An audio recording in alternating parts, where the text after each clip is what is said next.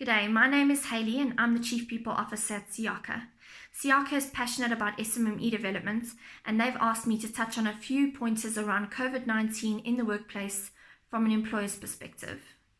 Following the national lockdown, there have been several restrictions that have been placed on businesses which has had some damning results for our economy. We're going to have a look at some of the options available to employers and what relief measures there have been put in place from government.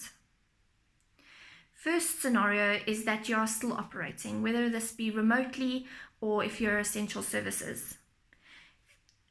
Measures that you can look at in these instances is implementing leave, whether it be unpaid, paid or partly paid, UIF reduced time or a layoff benefit through the UIF department, UIF illness benefits if necessary. You can claim from COIDA, which is the Compensation for Occupational Diseases and Injuries Act, and then death benefits. The second scenario is if you're on complete shutdown and you're currently non-operational as a business.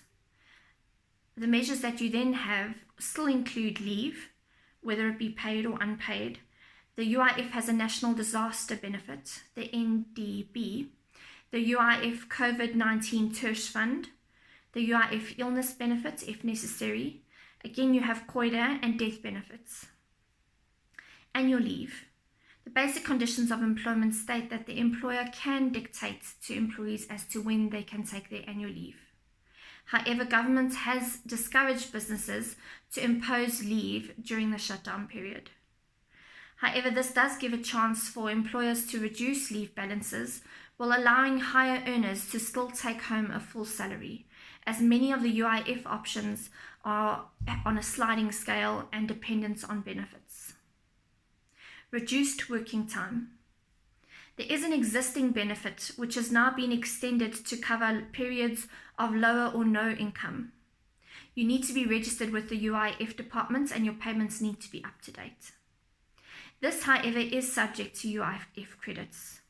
UIF credits for each employee is calculated at 1 day for every 4 days worked. There is a sliding scale that is used to determine the payments over this period, and it would be at 38% to 60% of the threshold. Employees will need a UI 19 and a UI 2.7, which are drawn up by the employer. A UI 2.1, which is the application form, a letter from the bank on a UI 2.8, a letter from the employer stating that the change is due to coronavirus specifically, and a copy of the ID documents. While the employee is responsible to claim, the employer will assist with the documentation required. The UIF National Disaster Benefits covers employers who are shut down for a period due to the coronavirus. It is not linked to normal UIF benefit structure, and this results in a flat rate of 3,500 Rand per employee for a maximum of 3 months or until shutdown is lifted, whichever is shorter. If the employee falls ill or if shutdown is extended past 3 months, then normal benefits through the UIF department could apply. This cannot, however, be used in conjunction with any other UIF benefits. To claim for this, employer would need to supply the employee with a UI 2.7, a UI 19, a UI 2.1, which is the application form, a letter from the bank, a UI 2.8, an ID and a letter stating that the corona is the cause. The employee is responsible for getting the letter from the bank on a UI 2.8. We then look at the COVID-19 Tersh Fund. This is for businesses who have closed operations up to a maximum of 3 months.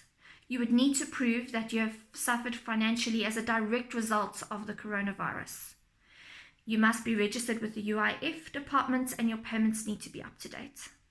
An MOU will be entered into with the UIF department for companies with more than 10 employees. You cannot claim in conjunction with other benefits, and this is not dependent on employee credits. Up to 17,712 Rand could be paid out per employee. They guarantee that they won't pay out less than minimum wage for the first 3 months. If you're interested or if you'd like to see the requirements, feel free to send an email to COVID-19 TERS at labour.gov.za. They'll then send you a list of requirements for you to take a look at. One of these includes that you need to have a separate bank account set up for this fund. Illness benefits. If one of your employees falls ill, they do have the UIF illness benefits to fall back on. This only kicks in if the employee has been off for longer than 7 days and has exhausted all sick leave available to them. Temporary disability cannot be claimed at the same time. Here you would need a UI 2.7, a UI 19, a UI 2.2, which is the application form, your bank letter, and a copy of your ID. During quarantine. During the lockdown period, only essential services can claim if they are placed on quarantine. Thereafter, anyone can claim if they've been placed on quarantine and no sick note will be required. The employer would need to furnish the employee with a UI 2.19, a UI 2.7, a UI 2.2, which is your application form, a bank letter, and a copy of your ID. COIDA, the Compensation for Occupational Diseases Act. COVID-19 has been declared a national disease.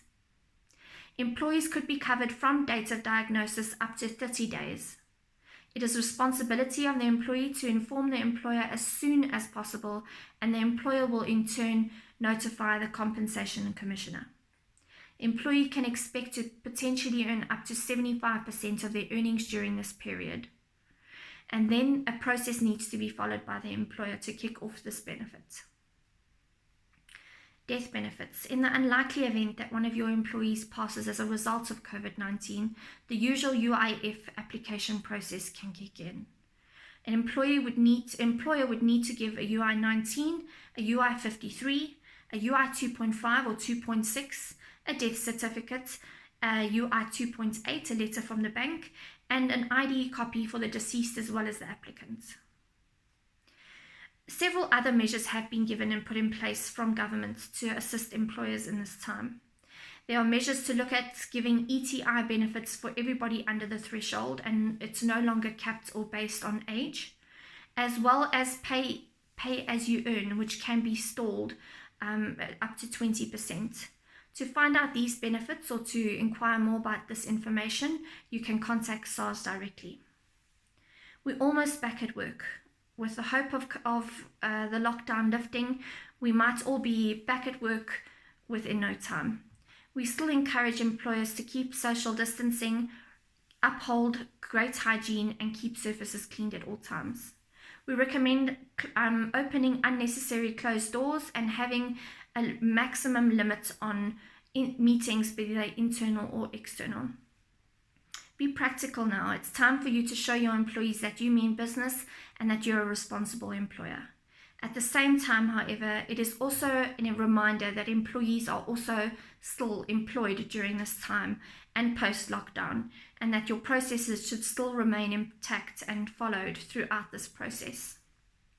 Make sure to contact SIACA directly if you have any queries as to how to handle any of the issues, or if you need more information on any of the points covered today. Good luck. SIACA is here to hold your hand through this uncertain time, and we wish you all of the best.